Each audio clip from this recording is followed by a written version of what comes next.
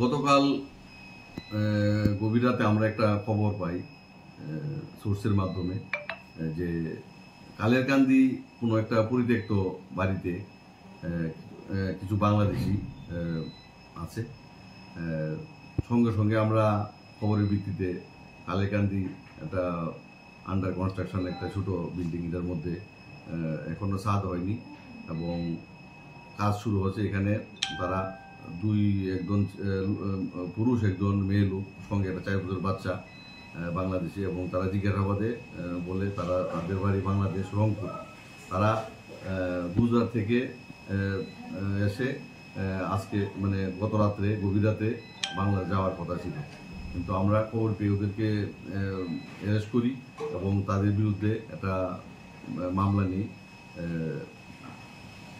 Passport অ্যাক্টে এবং foreigner অ্যাক্টে, এবং আজকে তাদেরকে যথারীতি কোর্টে আমরা প্রেরণ করি। তাদের নাম কি? একজনের নাম শহীদ শেখ, আর মেয়েলু তার বউ ওয়াইফ শিউলি বেগম, আর সঙ্গে 4 বছর একটা ছেলে।